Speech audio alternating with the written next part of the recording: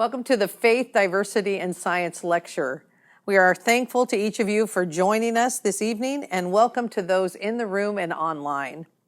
This evening's lecture has been funded by a 3-year grant from Scholarship and Christianity in Oxford through a Templeton-funded initiative to increase the success in STEM faculty across CCCU institutions. SPU is one of only 9 CCCU programs to have received this award, and this award was obtained by Dr. Kara Walsh-Scheffler and Dr. Sandy Mayo, who was here with us at the time we received the award. I am also thrilled to announce that Dr. Kara Walsh-Scheffler was elected as a Fellow of the American Academy for the Advancement of Science in recognition of her groundbreaking research in energetics. The American Academy for the Advancement of Science is the world's largest multidisciplinary scientific society that promotes the development of all science disciplines in the academy, industry, and public square. AAAS Fellows are a distinguished cadre of scientists, engineers, and inventors who have been recognized for their achievements by the AAAS Council in recognition of their extraordinary achievements in different fields of science and technology. This is a lifetime award, and we are so proud of Dr. Walsh-Scheffler. Congratulations. Tonight, we are blessed to have Dr. Katharine Hayhoe with us. And it is fitting that our topic this evening, Good News and Just Responses to Climate Change, is on Earth Day. Thank you to Janet Plunkett and to Dr. Kara Walsh-Scheffler for your work in coordinating and facilitating our lecture and discussion this evening. As a Christian university, we recognize that we are a people who are formed by a story. Our story at Seattle Pacific is tied to the land that this campus is built on, a land that holds rich and far too often forgotten histories. Seattle Pacific University is named for a city that takes its name from Chief Seal, the chief of the Duwamish people, whose territory and traditional land stretched across our campus. We respectfully acknowledge with gratitude that we are gathering today on the lands, both ceded and unceded, of the Coast Salish peoples, the land which touches the shared waters of all tribes and bands within the Suquamish, Tulalip, and Muckleshoot nations, people who are still here today. We recognize that a statement without actions is not enough. As a community who strives to love God and neighbor, we repent of the ways that we have participated in harm. We commit to reconciliation and repair with the Coast Salish peoples as we continue to learn to care for the land. Seattle Pacific has a commitment to reconciliation that can be experienced at the Story Pole and Friendship Bench, located next to the First Campus building, Alexander and Adelaide Hall. The bench was dedicated this past October and is a symbol of our continued honoring and relationship with the Snoqualmie tribe, and I invite you to stop by the location when you have a moment. As we get started this evening, please join me in prayer. Father, we thank you for today and the beauty we experience through your creation. We thank you for the work of Dr. Katharine Hayhoe and invite you to speak to us through her words and experiences. Thank you for this opportunity to be together this evening. Amen. At this time, I would like to invite Janet Plunkett, our SPU Energy and Sustainability Manager, to the stage. And thank you again for being here. Dr. Katharine Hayhoe is the renowned scientist with a day job as Paul Whitfield Horn Endowed Chair at Texas Tech. She's also a principal investigator for the National Science Foundation's Global Infrastructure Climate Network. She serves as chief scientist for the Nature Conservancy and advises several other organizations. Honorary designations include Christianity Today's 50 Women to Watch, the American Geophysical Union's Climate Communication Prize, Time's 100 Influential People and Foreign Policy's 100 Leading Global Thinkers, and the United Nations Champion of the Earth. There are other impressive accolades, but what I most appreciate is how she steadfastly relates the truth in science, the hope in Christianity, and to meaningful, achievable action. Katharine and her husband Andrew, a pastor who was initially a skeptic, wrote A Climate for Change, which untangled complex science misconceptions and why faith should play a significant role in guiding our actions. To honor her climate ethics, she is initially joining us virtually in a recorded lecture, and then we will greet her with a live Q&A. So without further ado, let's jump right in.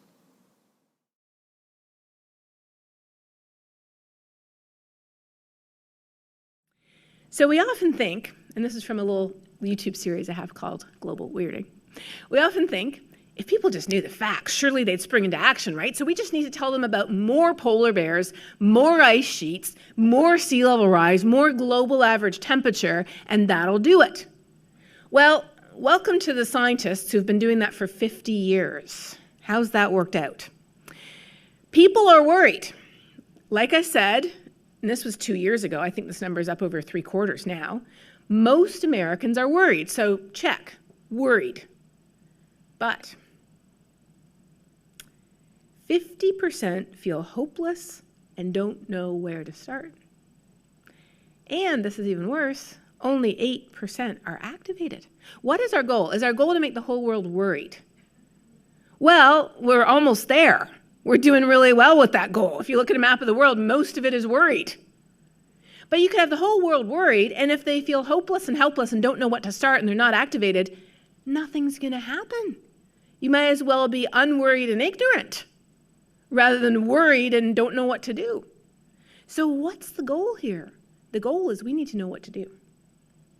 Now, when we're worried, we often try to seize on one big red easy button. So you will see headlines, I've copied a few of them here, proof that these exist. Here's the 2 silver bullets that will restore our climate. Oh, no, here's the 1 silver bullet that will restore the climate. But no, that's the wrong silver bullet. Here's the real silver bullet. So you see all these signs and headlines about silver bullets. Here's the bad news. There is no silver bullet. If you read a headline saying there is, it's wrong. But here's the good news. There's a lot of silver buckshot. What does that mean? It means we have solutions of all types for everyone to get involved in. You might be working for a city. There's a whole set of solutions for you. You might work for a small business. There's a whole set for you. You might be a student. There's a whole set of solutions for you, for students in schools. You might be part of a faith community. There's a whole set of solutions there. There's lots of solutions. And the way I like to describe the solutions is using a swimming pool. The swimming pool, like the one I grew up with in my backyard, is an above-ground swimming pool. And it is a metaphor for the atmosphere. It had just enough water in it so our toes could just touch the ground. It had just the right amount of heat-trapping gases in the atmosphere to keep us just the right temperature for human civilization. The last 6,000 to 8,000 years has been perfect for human civilization. But around about the beginning of the Industrial Revolution, we stuck a giant hose in the pool, and we've been turning that hose up every year. We turned it down 7% the first year of the pandemic, and then we turned it right back up again. The hose are our human emissions of heat-trapping gases. 75% come from digging up and burning coal, gas, and oil, fossil fuels. 25% come from deforestation and large-scale agriculture. So there's 3 categories of climate solutions here. Number 1, the obvious, turn off the hose, right? We need to turn off the hose. What's number 2? I mentioned this is an above-ground swimming pool, and that means it has a drain. The drain is the way to take carbon out of the atmosphere. Carbon itself is not bad. We just have too much of it in the wrong place. We want more of it back in the soil and ecosystems where we want it, and less of it in the atmosphere.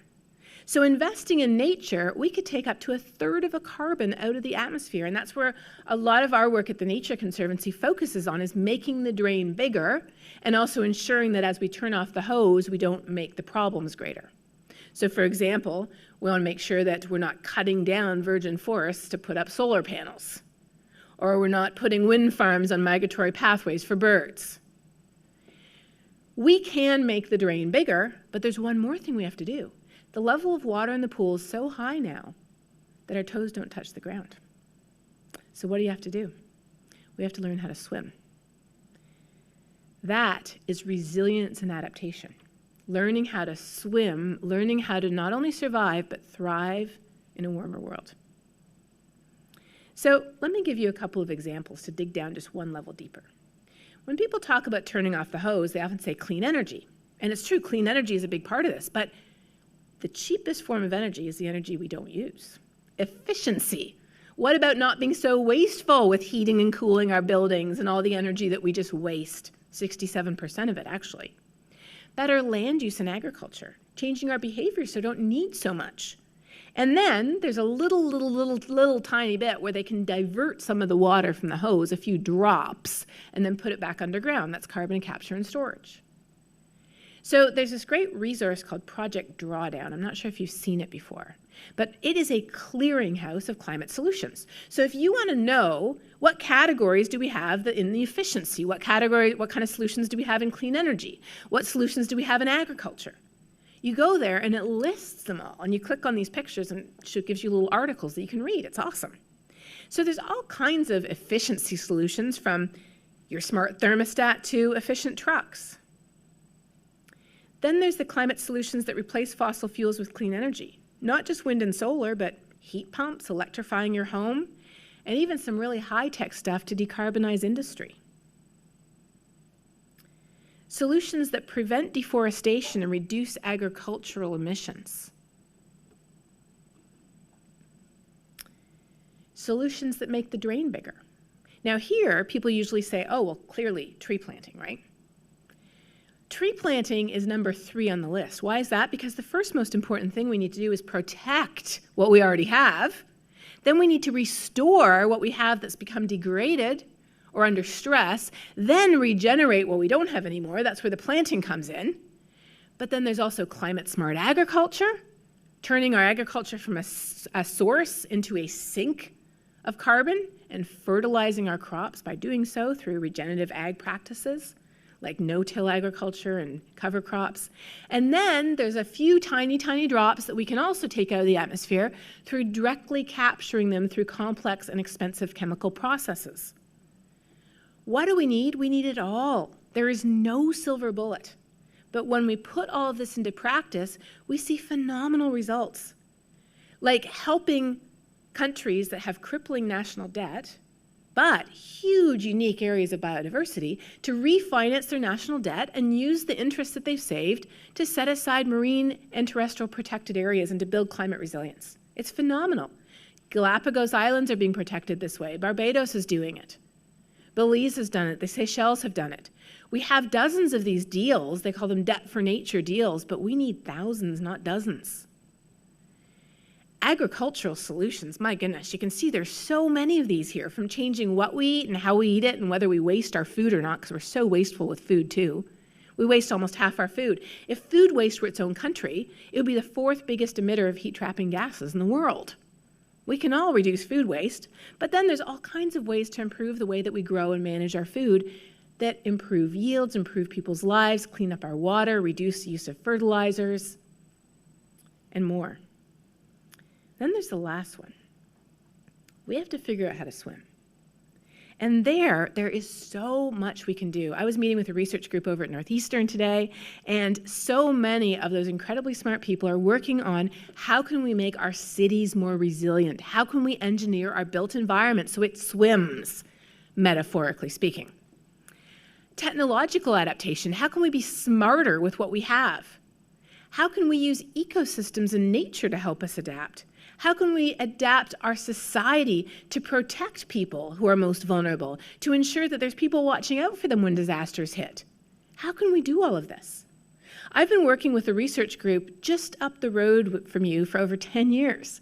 The Infrastructure Climate Network is hosted by the University of New Hampshire in Durham, so not very far away, and we've been working to figure out, first in New England, then across the US, and now internationally, how we can equip our transportation infrastructure to swim, so to speak, in a warmer world.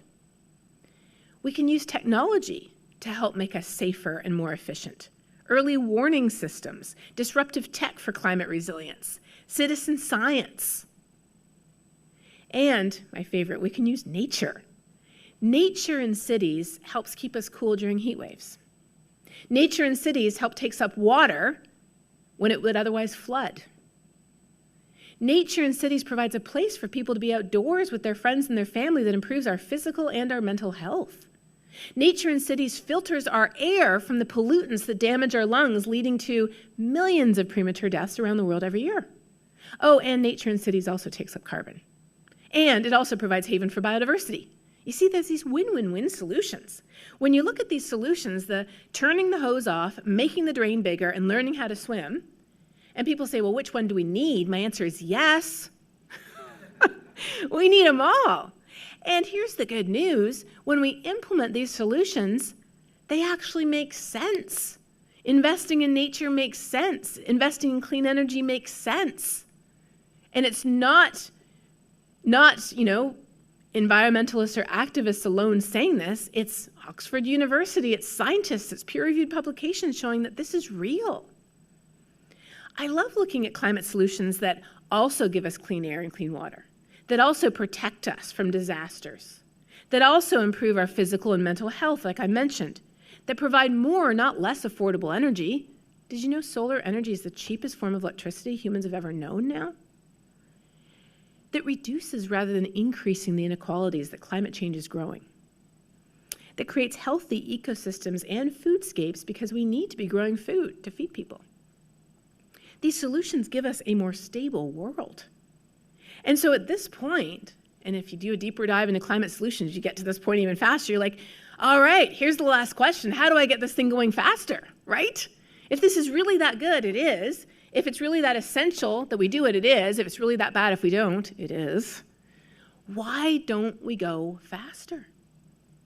And after a summer like the one we just had, I hear that even more because people are like, if the wildfires on Maui won't convince people to move, what will? If the orange smoke in Boston and New York City and Washington, D.C. won't convince people to move, what will? But what they don't realize is it's not about being worried. Most people are worried, and I pulled up Suffolk County right here, so you can see how Suffolk County compares to the rest of the U.S. These are results from the Yale Program on Climate Communications polling, and as you can see, most people agree it's happening and most people are worried. But then you ask people, do you think it will affect you personally? Turns blue, which is less than 50% of people saying yes. And then here is something amazing. They asked one more question, and the answer to this question was darker blue. Do you ever talk about it? Remember what I said when we were starting? How do humans ever do anything together? It's by talking about it. And I'm not talking about dumping the science on people or the polar bears or the ice sheets, unless you are a polar bear living on an ice sheet, in which case, yes. I'm talking about here and now. I'm talking about the people and places and things you love. If you're a hockey fan, talk about how there's no backyard outdoor hockey anymore. If you're not a hockey fan, don't talk about that. Talk about the air pollution and how it was so bad from the wildfire smoke you couldn't let your kids outside to play. Okay, you don't have kids. What if you're a diver? Talk about how the corals are being bleached by the record warm ocean temperatures and we're losing that incredible nursery of the biodiversity of life in the ocean. Whoever you are, there is something that you care about that is already being affected by climate change, I guarantee you. I have started conversations on climate change, not just over the fact that I'm a mother and a scientist, that I love snow, that I live in Texas, but the fact that I knit, or that I like wine or chocolate, or I like beach vacations. You can start anywhere as long as it's directly connected to people's hearts, and don't stop there. You have to connect it to what we can do about it.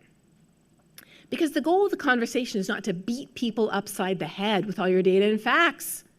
The goal is to bring them in and listen to what they care about and see that whoever they are is already the perfect person to care. exactly who they are with their set of cares, loves, worries, priorities, and concerns, they're the perfect person to care because of who they are. You don't have to make everyone a hockey player, a parent, or a diver to care about climate change. You just have to figure out what they already have and connect that to how climate change is affecting it. But don't stop there. You also have to help them see that they can make a difference.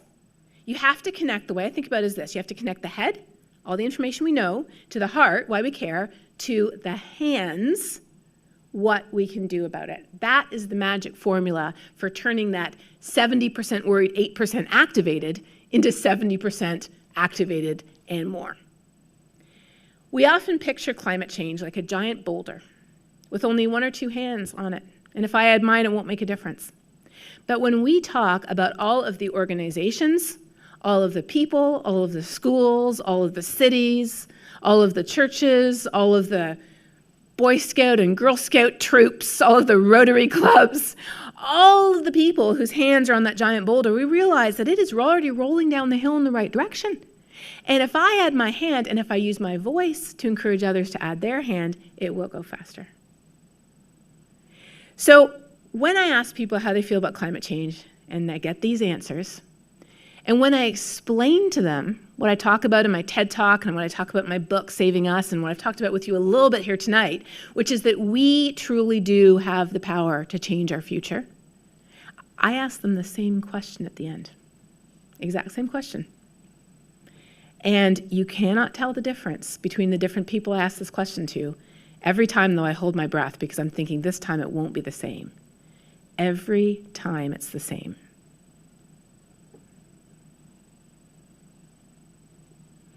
When we understand not only why climate change matters to us, the heart, but what we can do about it, we feel motivated, hopeful, better, a bit better. Some people might feel not really better because it takes a while to sink in. It's not like a 30-minute turnaround here, right? But the important point here is it is about doing something. I love ambitious. I love empowered. I love challenged too and energized. So when we realize that we hold our future in our hand, when we realize a better future is possible, when we realize that we can't get there alone, but I know we can get there together, the only question I have left is, what are we waiting for? Let's do it. Thank you.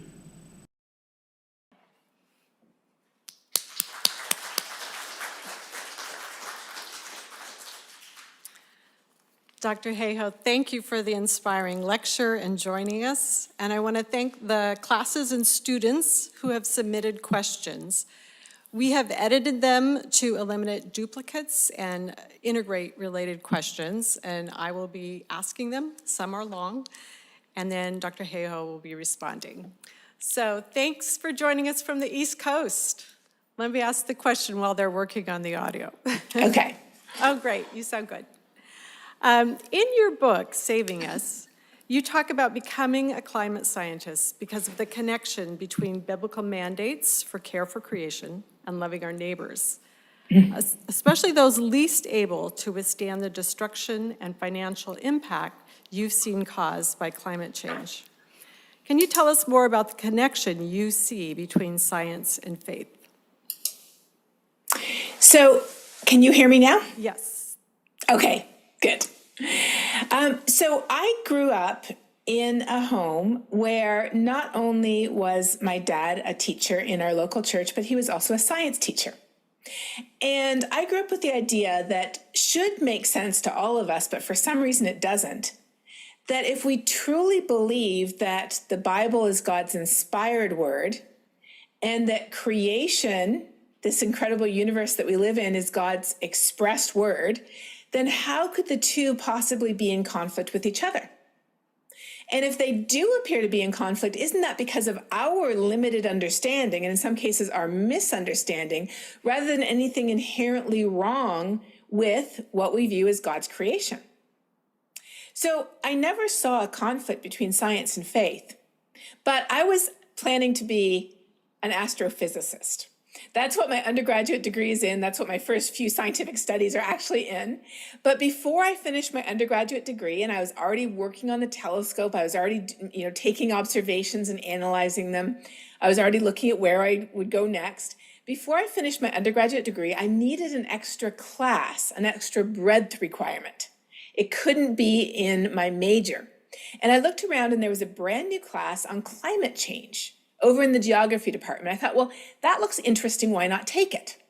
Now, I had, grown up, I learned about climate change and air pollution and loss and deforestation in high school, but I thought of those issues as environmental issues that environmentalists work on and environmentalists will fix, and we watch their documentaries and we support their efforts.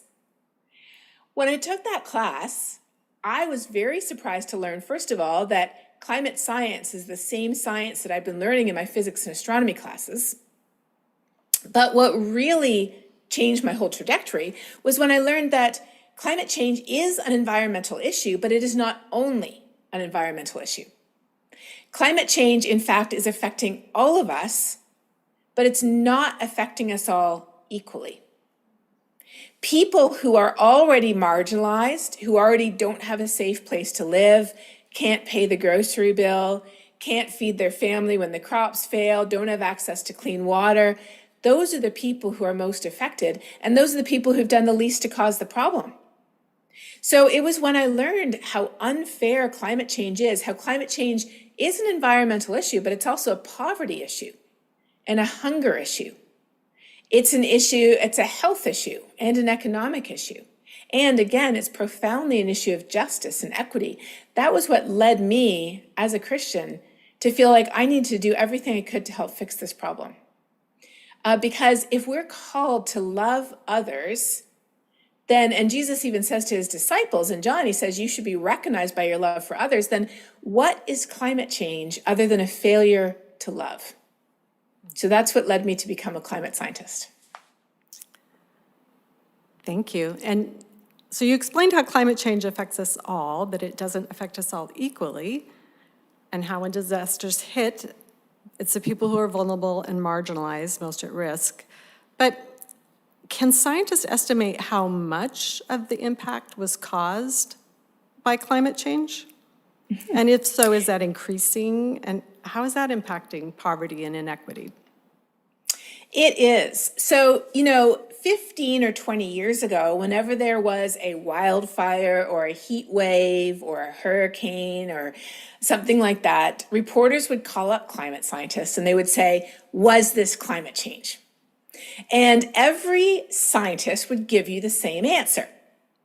We would say, well, we cannot attribute any single event to climate change. We know that over climate timescales of 10 to 20 years, the average statistics of this event are changing. So, for example, we know that wildfire is burning more area. We know that hurricanes are getting stronger. We know that heat waves are getting more frequent. But one of the biggest scientific advances of the last 10 years has been in the field of what's called detection and attribution. Attribution means that when a disaster happens and a reporter calls up a climate scientist these days, we don't give them that answer anymore. We can actually put a number on how much worse climate change has made a specific event. And how we do that is that we have a climate model that is a second Earth. And we can run that model and look at the statistics of would an event like this have happened without human-caused climate change? And if so, how strong or how big or how long would it have been? And when we do that for individual events, we see that, for example, the massive heat wave in June in 2021, a number of you were probably there for that heat wave, right? All through Washington State, Oregon, British Columbia, there was a huge heat wave in June 2021. And of course, it was also accompanied by massive wildfires, by a marine heat wave. It's estimated that that event was 150 times more likely thanks to climate change. 150 times. You know how I talk about, rolling the dice and how climate change is loading the weather dice against us. That's a lot of 6s, 7s, and even 8s on those dice. With Hurricane Harvey, for example, which was a really incredibly strong hurricane to hit Texas, it hit the city of Houston. We know that about 40% of the rain that fell when that hurricane hit would not have occurred if it weren't for human-caused climate change, because warmer air holds more water vapor. So when a hurricane comes along, there's more water vapor for that hurricane to pick up and dump on us than there would have been 50 or 100 years ago. And then a study last May went one step farther. They calculated that 38% of the area burned by wildfires across the whole Western US since the 1980s was due to the carbon pollution emissions from only 88 companies. So we don't even have to answer the question of what percentage or how much worse or how much more frequent it was because of climate change. We can actually connect the dots directly to who produced the emissions that drove the warming that caused this to happen. And that is a pretty tight connection that's becoming more and more tight as we move forward. And if you're interested in it, there is a very good book that one of my colleagues wrote called Angry Weather. So if you want to know more about detection and attribution, look up the book Angry Weather by Freddie Otto, and it is an excellent read. And in fact, when I read it, I actually thought the people who should really be reading this are lawyers. Because if you could really connect the dots between who made the money and who paid the price, that seems like a legal case to me. So Angry Weather is highly recommended as some very interesting reading. Thank you. That's amazing science. And back in 2015, you mentioned getting up to 200 pieces of hate mail a day, some quite personal. Why would people be sending a climate scientist hate mail? And how did this issue get so politicized and divisive, especially in Christian communities? Well, unfortunately, that still happens. And back in the days before social media became so popular, it was either via email or phone call or even handwritten letters that I would get this. But now on social media, it's just gone up a whole new order of magnitude. I mean, some days I have to block hundreds of trolls sometimes. Some other days are good, not so many. Some platforms aren't as bad as others. On Instagram, people are mostly pretty friendly. I would say I only get a troll about once a week on Instagram, because on Instagram, all you can do is hit the heart, right? But on some other platforms, it can get pretty wild. And here's the thing. Does a thermometer give you a different answer depending on how you vote? Absolutely not. Does a hurricane knock on your door and say, excuse me, are you a registered Republican or Democrat voter before it rips the roof off your house? No. Yet somehow climate change has become the #1 most politically polarized issue in the whole country. In fact, from like the early 2000s up until just before COVID, it was clearly #1. And then guess what? COVID joined it as the most politicized issue. So there's nothing inherently political about the fact that when you dig up and burn coal and gas and oil, it produces heat-trapping gases that build up in the atmosphere, wrapping a blanket around the planet. Nothing political about that. We've known that since the 1800s. So when did it get political? Scientists have known about this since the 1800s. They've actually been formally warning US presidents about the risks since the 1960s. But it wasn't until the late 80s and early 90s that climate change started to move from a future issue to a present issue.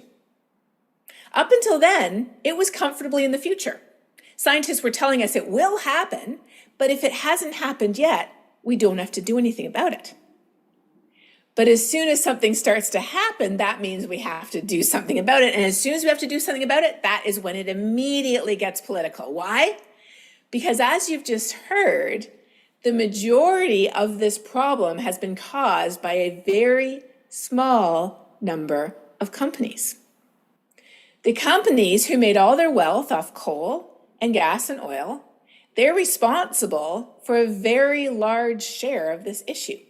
And in the 1990s, this was before the days of Google and Amazon and Microsoft. Well, Microsoft was around, but it wasn't one of the wealthiest companies in the world. Back then in 1990, if you look at the richest companies in the world in 1990, and you can actually go on Wikipedia and they have this archived.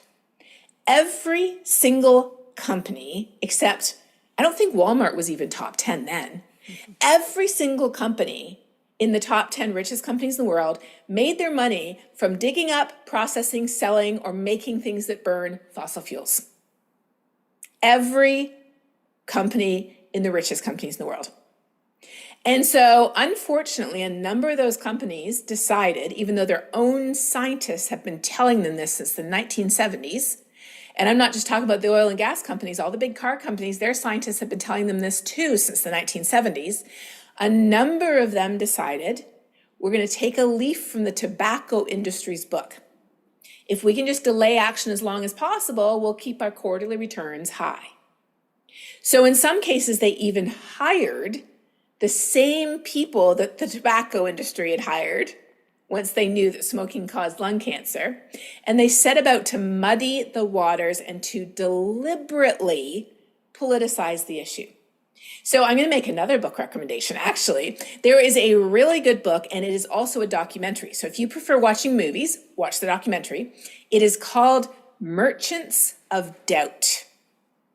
And Merchants of Doubt explains exactly how this issue was deliberately politicized to the point where today, again, it's the most politicized issue in the US. And last year, the oil and gas companies worldwide made the largest profits they have ever made. So the gamble that they took in the 1990s has paid off for them, and it's left all of the rest of us with the bill. Thank you. And I note that there's the 57 companies are responsible for 80% of the CO2 emissions since the signing of the Paris Agreement. So should efforts to combat climate change focus on these companies and structural changes? And can we expect structural changes if people do not make personal consumer choices aimed at reducing consumption? Well, that's sort of a variant of a question I'm often asked, which is simply, do we need individual action or do we need system-wide change? And my answer to that question is yes.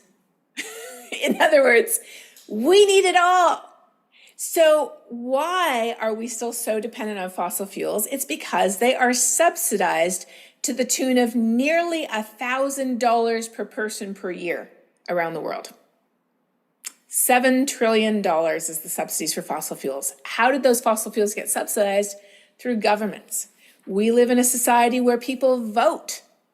Who we vote for really matters. But we can also vote with our wallets. We can vote with where we put our money. We can also vote with how we spend our money. And things are changing at every level. If we expect those 57 companies to be at the forefront of the change, we don't know human nature. They will be dragged along, kicking and screaming in many cases, because the change is already happening. So how is the change already happening? Well, before the Paris Agreement was signed, which was 9 years ago, in 2015, before it was signed, we were on a trajectory at that time for a world that would end up being 7 to 9 degrees Fahrenheit warmer by the end of the century. 7 to 9 degrees is a lot. If you think of it in terms of the human body, the Earth's temperature has been as stable as that of the human body over the whole course of human civilization. So imagine your body temperature going up by 7 to 9 degrees. You would be in the hospital, you'd be severely ill. That's a life-threatening condition. Now, just to be clear, it's not life-threatening for the planet, it's life-threatening for us. We are not used to changes happening that much, that fast. And we've certainly never had 8 billion people on the planet when they happened. So that was where we were heading before the Paris Agreement. And then since the Paris Agreement, enough countries, cities, and yes, even companies, as well as universities, schools, and churches, also tribal nations, enough organizations have actually put climate targets and policies in place, not promised, but already put them in place, that now we're projected to go to, by the end of the century, probably get to about 4.8 degrees Fahrenheit. So we're going from 7 to 9 by the end of the century to 4.8. That's 4 to 5 degrees Celsius to 2.7 degrees Celsius. Now in the Paris Agreement, we agreed to limit warming below 2 degrees Celsius and below 1.5 if we can. So we're still not there, but we're halfway there. And we're not halfway there because those companies led the way. We're halfway there because everyone else did. So how do people make a difference? I'm increasingly convinced that we cannot fix this without individual action, but that the most important individual action we can take has nothing to do with our personal carbon footprint. Because if those of us who have the resources, the knowledge, and in some cases even the money to make the right decisions, even if we did everything we could, we wouldn't be making the best choice for everyone, also the easiest and most affordable. We need system-wide change. We need the default choice for everyone to get where they're going in Seattle to be public transportation because it's so cheap or free and faster than anything else. And if that doesn't work for them, then we need the default choice for a vehicle to be an electric vehicle. Maybe like a zip car or a rent, or, you just share the vehicle rather than having to own your own. Or if you live out in the country, we need the easiest and cheapest way for people to get around to be an electric truck, not an internal combustion truck. We need to change the no-brainer choices. The same for food, the same for how we heat and cool our homes. All of those choices, the default needs to be the best choice, not the worst choice. Right now, it's the worst choice. So how do we change that? We change that with our voice. So when people ask me now, what can I do? If you go to most of my social media accounts, any social media account where you can pin anything to the top, and I'll show you here, since we're on video. For example, if you go to my Instagram or my Threads account, you will see at the very top of my accounts, I wonder if you can see this. It's too bright. Let me see if I can make it dimmer. Yes. At the very top of my account, you will see, if you're worried about climate change and you don't know what to do, here are the top 6 things. Number 1, start a conversation that connects the head to the heart to the hands. Why does it matter to me and what can we do about it? What is my school doing about it? What am I doing it personally? What about my family? What about the place where I work? What about my church? Number 2, join a climate action group and amplify your voice. Number 3, consider where you keep your money. It turns out that if we keep $1,000 in a bank account in a bank that funds fossil fuels, that $1,000 will produce the same amount of carbon pollution over a year as flying from Seattle to New York. That's crazy, isn't it? Number 4, spark ideas for change at work and school. And I would add church to that too. Number 5, hold politicians accountable, not just federal politicians. Some of the politicians who can make the best and biggest and fastest decisions might be for a school board or a county or a city. In Texas, the railroad commissioner is actually the person who controls all the methane emissions from the West Texas oil fields. It's a very important position.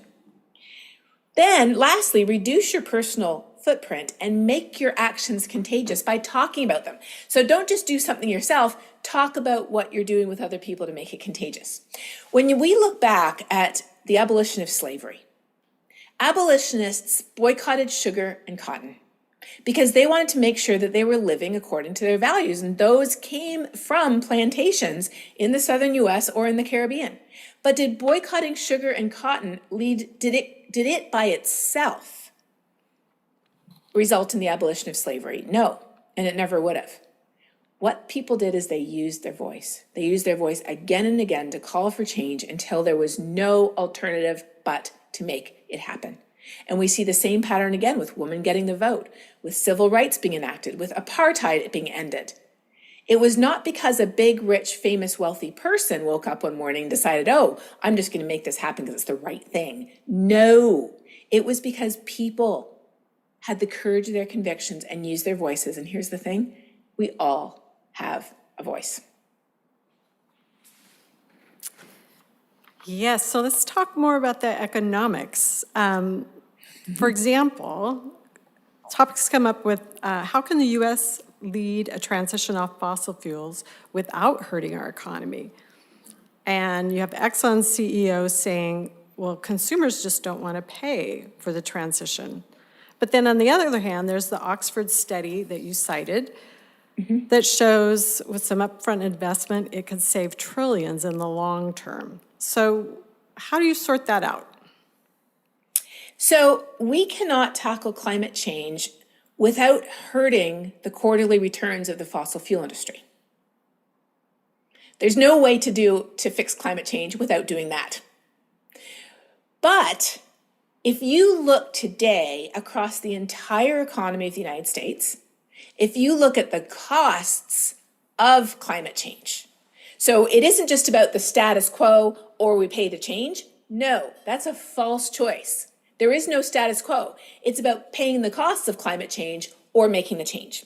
And since actually, I think you drafted the questions just last week, a brand new study came out showing that globally, the costs of addressing climate change will be 1/6 the costs if we don't address it.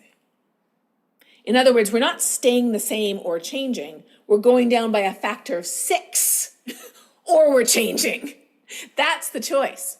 So when we look at the risks of inaction and the rewards of action, when we look at the fact that that Oxford study found that the faster we change, the better off we'll all be, as an economy, we will be much better off if we take the $7 trillion of fossil fuel subsidies off those fossil fuels. We use them to invest in the clean energy economy. Solar energy is already the cheapest form of electricity the world has ever known. And storage options are growing very quickly. That's one of the quickest growths in technology today. So we're already in a place where the clean energy economy is coming. We've already reached the tipping point for electric vehicles in many markets.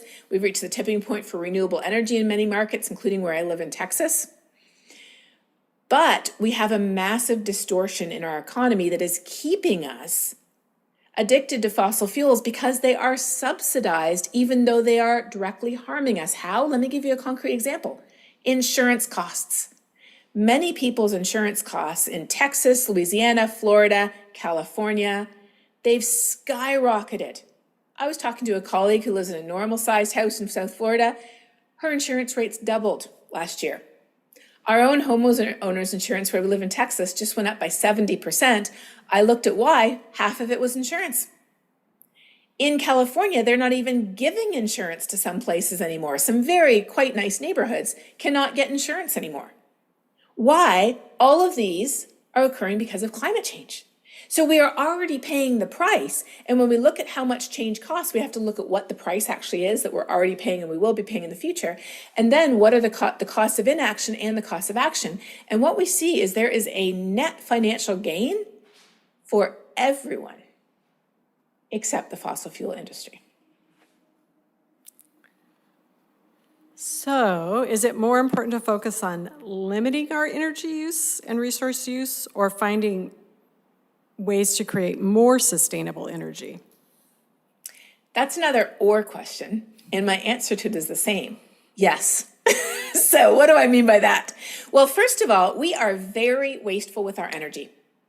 67% of the energy produced in the US is wasted.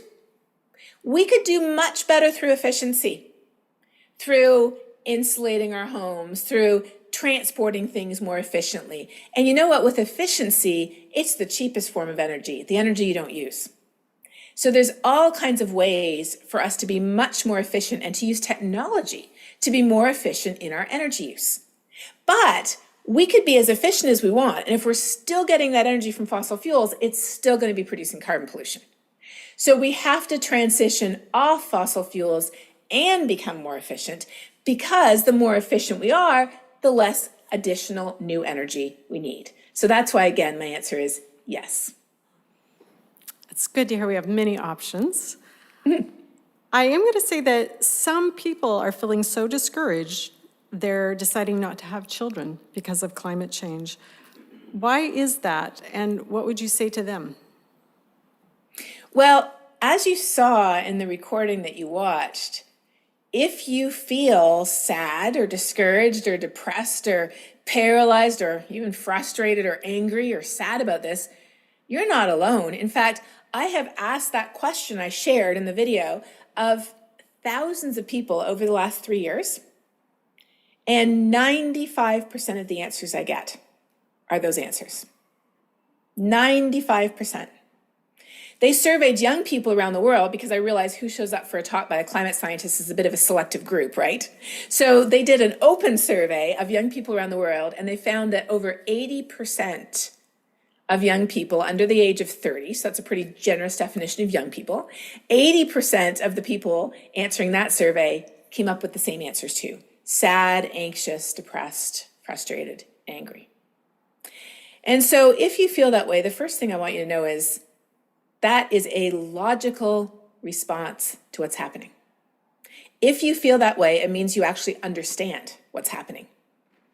The people who are like, oh, it's not so bad, oh, we'll figure out a way to fix it. No, it is very bad. And we do have a lot of the solutions that we need already, but we're not moving fast enough. So if you feel that way, it is a rational response. But what we have to realize, the next thing is, what do we do with it? Because as humans, if we sit in that feeling of, well, there's nothing I can do to make a difference, we are not built to cope with that level of anxiety long term.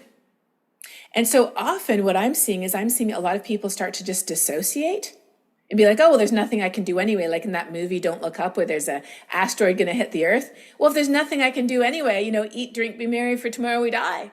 I've seen people doing that. I literally had a guy tell me, well, there's nothing we can do about it anyways. And I said, well, there's lots. And I gave him a list. He's like, oh, I'll look at that once I get back from my wine tour of South Africa. And so I was like, oh, so that's how you're dealing with your climate anxiety. And he was like, yes. And I said, well, if we all dealt with it that way, we'd really be doomed. So that's one reaction. Another reaction is, unfortunately, people actually often turn on climate scientists. I get somebody turning on me easily every day now who's really concerned about climate change, and they think that I haven't been telling them the truth about how bad it is, or they think that I'm not telling them the truth that we can fix it. Now, when I say we can fix it, do I mean we can go back to the way we were? No. It's as if we've been smoking a pack of cigarettes a day for years and even decades. We have reduced lung capacity. We have some spots in our lungs. We're not going to qualify for the Olympics anymore. That is not happening. But we don't have emphysema, we don't have lung cancer, and we're not dead. So when's the best time to stop smoking? As soon as possible. By how much? As much as possible. Because we know that every pack of cigarettes we avoid saves us. And in the same way, the science says every ton of carbon we don't produce saves us some amount of suffering. And so that's what we can do as much as possible, as soon as possible.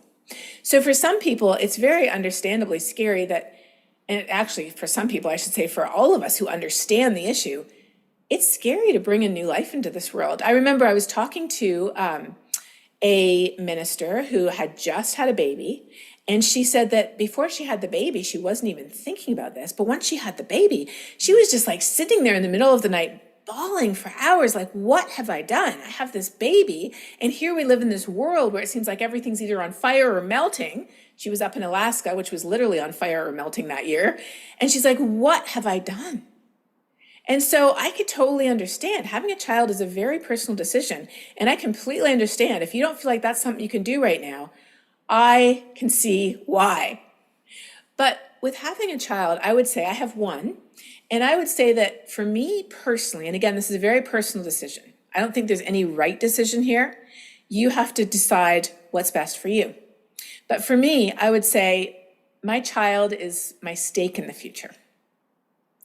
Because I have a child, I am willing to fight so much harder and be so much more determined and raise him as a good citizen who will help, who will be part of wanting a better future, of caring about other people, not just himself, of understanding what it looks like to live and to work towards this better world. So that's the decision I made. I can understand if your decision is different, but there is no right or wrong. There is just what can we do to really make a difference? And so for me, my child embodies my hope. My hope, based on the science, that if we do everything we can, I actually think a better world is possible. I'm not talking about heaven. I'm just talking about a world where the sky is blue and we don't have 9 million people dying from breathing in the air pollution from burning fossil fuels every year. I talked about how we're so wasteful with our energy. We throw away half the food we eat while people go hungry. I'm thinking of a world where we deal with our food waste so we have enough to go around. A world where energy is abundant and cheap. A world where people live in walkable communities surrounded by nature rather than concrete. These are what climate solutions look like. Climate solutions can give us something better than what we have, not the status quo of today. And so imagining that world that my child could live in is a big part of what personally gives me my hope and my determination to keep fighting. Thank you. And I want to drill in on maybe one of the toughest areas to talk about this. And this question is from a theology class. They would like specifics on how to talk to Christians who aren't concerned. For example, they may feel God will take care of it, or the world's going to burn up anyway. Well, I can give you specifics because I have a series on YouTube called Global Weirding. And one of the most watched episodes, there's about 30 episodes, is what does the Bible say about climate change? And the number one theologically sounding objection people have is, well, the world's going to end anyway, so why does it matter? And the number two objection people have is, well, if God's in control, how could this happen? So those are not tough questions at all. In fact, I would say the previous question was much harder than this one because I've been dealing with those questions for 15 years. So if you go, and there's a little video called Global Weirding, again, what does the Bible say about climate change? Let me give you the summary. First of all, let me give you the perspective, and that is climate denial in Christian circles is an American phenomenon. Outside the United States, I, growing up in Canada, as a pretty conservative, theological, and evangelical, I had never met anybody who didn't agree that climate was changing and humans were responsible. It's sort of like the grass is green, the sky is blue, climate is changing due to human activities. In the US, religion and ideology, since the beginning of the beginning of the American Revolution, which is before the Industrial Revolution, have become increasingly intermarried to the point where for many people, their statement of faith is now written first by their political ideology and only a distant second by the Bible.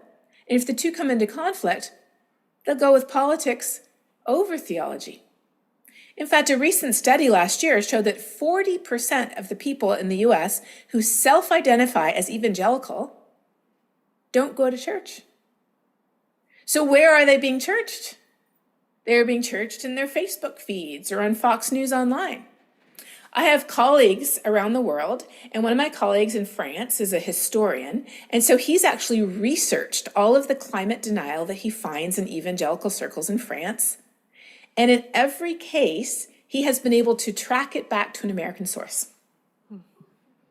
So here's the thing. Do we have different Bibles? Is there a different Bible in Canada versus the US? Is there a different Bible in France? Well, it is in French, but is it a different Bible? No. Same Bible, same God. And in fact, you see this in the US with Hispanic and white Catholics, same Pope, yet radically different perspectives on climate change. Where do these different perspectives come from? They do not come from the Bible. So where do these religiously sounding objections come from? They are window dressing. They are palatable excuses. For what? For I don't want to fix it. Because if I say there's this global issue that affects us all, but it's affecting the poorest and the most marginalized people worst, what would we all think Jesus would say about that? In fact, there's a National Association of Evangelicals report on climate change called Loving the Least of These. Not good, right? But if we don't want to fix it, then we have to make up a pious-sounding reason why we don't want to fix it. So this is what we do. We make up these reasons. So in responding to those reasons, I don't go to the science. I would go to the Bible. And so for the people who say, well, God's in control, so nothing like this, why would this happen? I just go to Genesis 1, where it says God gave humans responsibility over every living thing on this planet. In fact, that was why we were created in God's image. And for the people who say, well, responsibility, that's translated have dominion over, I say, okay, let's just go to the Hebrew word rada. And if we go to elsewhere in the Old Testament where the word rada is used, it refers to God as a ruler having dominion over people to do what? To crush them into the ground and extract every penny of value from them? No. It says God will rada over them to listen to the cries of the needy, to help the helpless, to care for people. That is what that word means. And then to the people who say, well, the world's going to end anyways, why does it matter? It's so interesting because people 2,000 years ago were people. And back then, there were people, especially in Thessalonica, who were essentially checking out of life. They were saying, well, the world's going to end anyways, Maranatha, come Lord, come. They were just sort of quitting their jobs and putting their feet up in the easy boy chair of life. And the Apostle Paul wrote to them and basically said, get a job, care for the widows and the poor, support your family. You don't know when the day and the time is. And in the meantime, paraphrasing a few things here, we are called to express our faith through love to others, like Jesus said his disciples were to be recognized. So there's no theological basis for any of this denial. It is all excuses, religious-y sounding window dressing excuses to cover the real problem, which is my politics doesn't want to fix it. People have pinned their identity on, as the Bible calls it, the flesh, rather than who they are.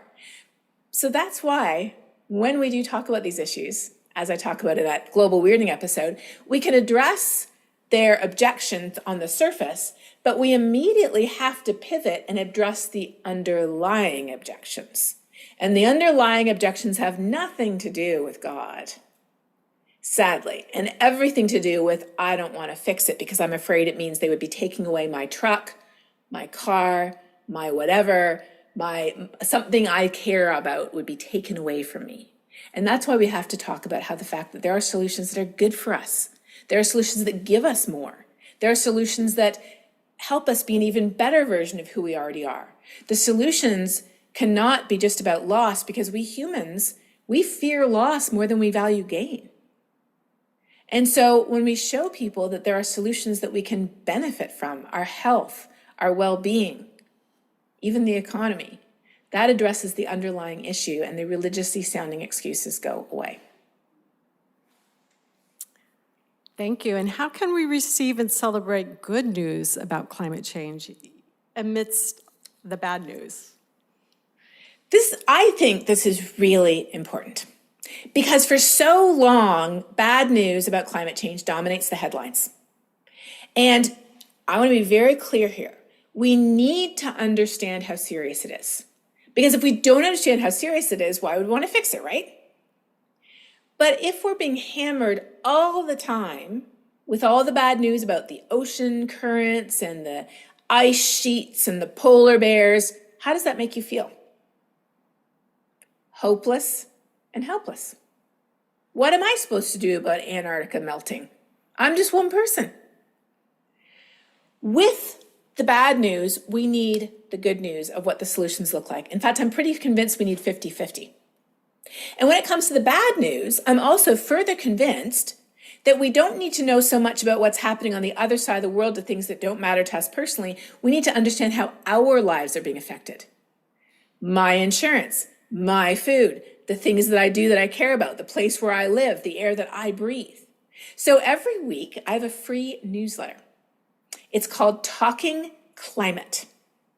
If you go to my website, katharineHayhoe.com, or if you just go to talkingclimate.ca, you can sign up for free. And every week I have good news about the progress we're already making. It's like we're trying to climb the steepest mountain in the world, and the top never seems like it's getting closer, but we keep on trekking up that mountain, and if we stop and we turn around, we're like, whoa, we've actually, we've come up about 1,000 feet now. I have a bit of a view. Oh, we did another 500 feet. I have a better view. So we need to stop and realize we've come a long way, but then I have the not so good news of how things we care about are being affected, and then I have what you can do. And every week I have a suggestion of something very concrete that you can do to make a difference. So if you're interested in the balance of good news, not so good news, and what you can do. That's what my newsletter tries to aim and to hit every week. Thank you, and I do highly recommend it. It's definitely encouraging and inspiring. A personal question from a Women in Science class. They're curious how you feel gender has impacted your career, and then how do you keep going amidst these challenges? So I'm in a field where I, as a woman, am a minority. By the time I became a professor at that time, 13% of earth science professors were women.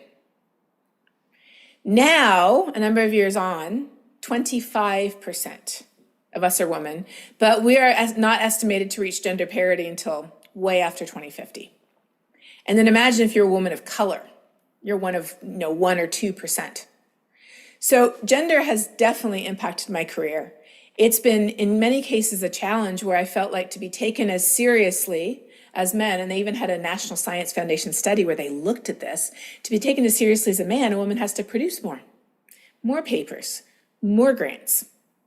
They did a study in biological sciences a number of years ago where they used the same resume and they just put a male or a female name on the top of the resume. And they found that names with a female, or resumes with a female name on them, were judged as less qualified and offered less money than if a man's name was on the same resume. So there's no question but that gender has impacted this. And it also impacts me because much of the trolling I get is gender-based. So there's a strong bias towards men rather than women, rejecting the reality of a changing climate. And I would say, I would say over 90% of the attacks I get come from men, and some of them are very sexist in terms of the slurs they use, and even as blunt in some cases as get back to the kitchen, the problems with the world, or that woman ever left it, things like that.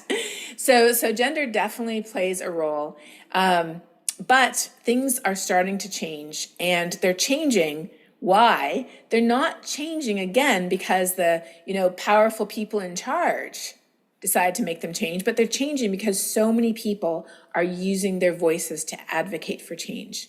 And I've been really fortunate to be able to be part of the Earth Science Women's Network, which is a network of women supporting other women in the earth sciences.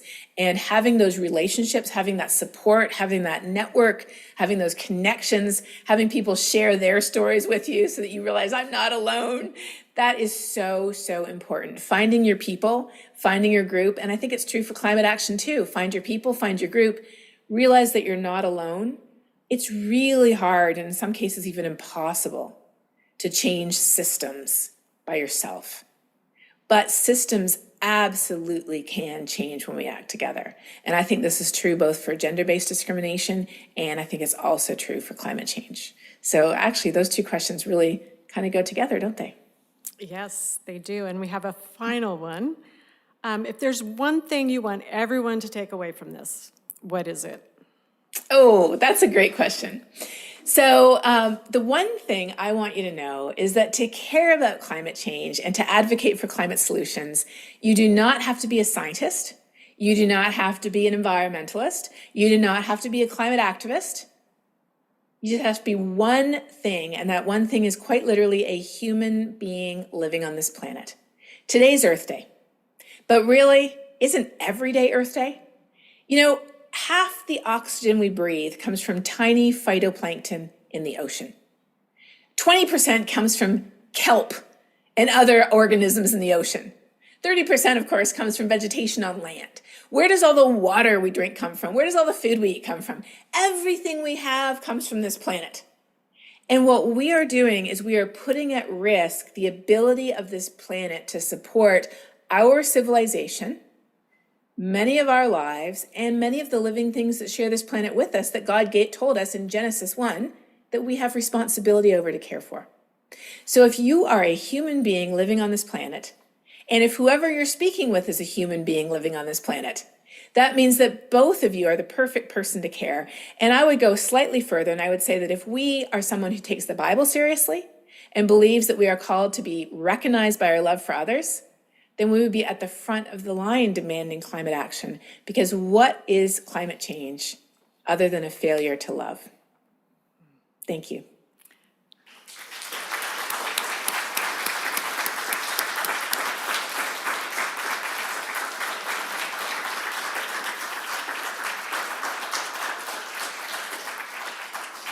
Katharine Hayhoe, thank you so much for joining us on a packed day from the East Coast. So we'll say goodnight to you, hope you rest well, and thank you so much for continuing your work. I am going to talk about what we are doing in Seattle, where we've reduced, Ron, if you can click ahead. I just have 2 slides to localize, to give you hope and perspective on what we are doing in Seattle. Just by living here, you are contributing to solutions in big ways. And Seattle's per-person emissions have gone down 20% since 2008 by our policies and our culture. So we didn't individually have to say we were going to do that. We've just worked together as a city.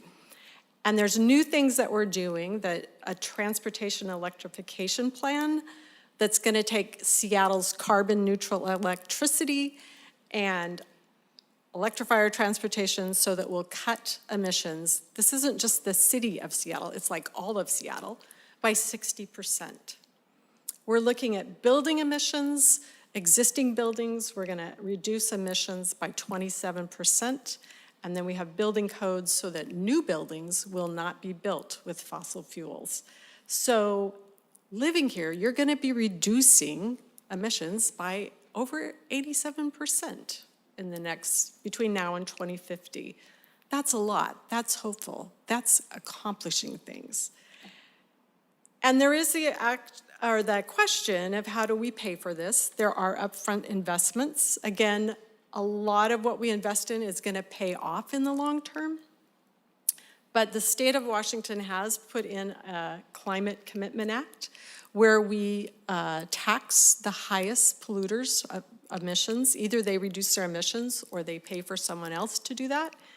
And that is funding a lot of the public and what we call disadvantaged communities. We want this transition to be fair and equitable, so we are helping fund for people who can't afford it.